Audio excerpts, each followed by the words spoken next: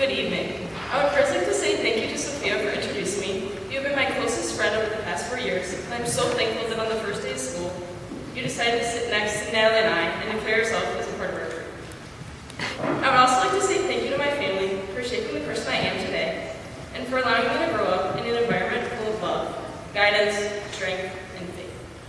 Specifically, my mom and dad, who have shown me what it truly means to love selflessly, and to completely give themselves to supporting and caring for my siblings and I. I wouldn't be able to discuss how I got to where I am today without mentioning my granny. She is one of the strongest women I know, and is a role model for not only me, but to everyone who knows her. Lastly, I would like to acknowledge the faculty, staff, and everyone who has contributed to making my experience at Regina one that I will never forget. In preparation for this speech, I had a very difficult time trying to articulate exactly what I wanted to share. For those of you who know me, know that I'm not the type of person to enjoy coming up here and giving a speech. And so for that reason, I will try to keep this short. First, I would like to share my experience at Regina. Before coming here, I'd attended public school. Growing up, I'd always been more reserved. I kept to myself and kept my circle of friends small. Some could argue a little too small, which can lead you all to assume that coming to Regina was terrifying for me. Someone who was already not the most outgoing kid, attending a new school, where it seemed like everyone either grew up with each other or was somehow in some way related. As I came to Regina, I was constantly hounded with this grand idea of sisterhood, and how I would grow to consider my classmates as one of my sisters. My 14-year-old self had dismissed this idea since in my mind, I'd already had both my family and my small circle of friends. I did not need any more people in my life. I was set. In my head, sisterhood was a position reserved for my actual blood-related sister. Over the past 4 years, my idea of sisterhood has completely changed.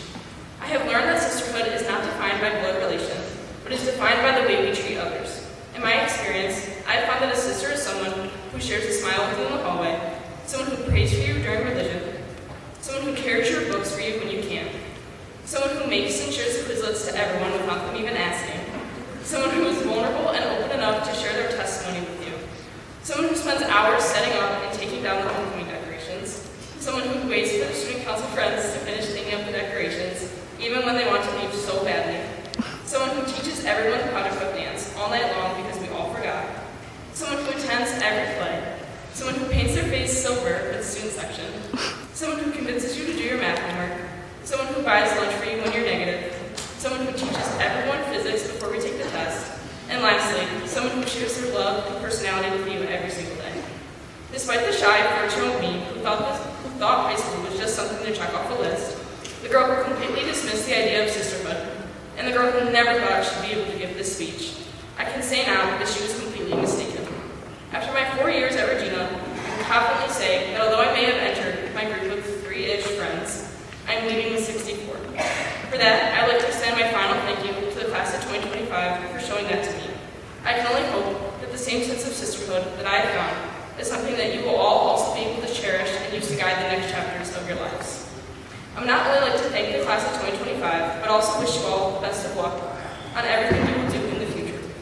I want you all to remember that no matter the different paths we take, you can always lean back on your sisters. The same someone that bought lunch for you when you were negative will always be someone you can rely on wherever your future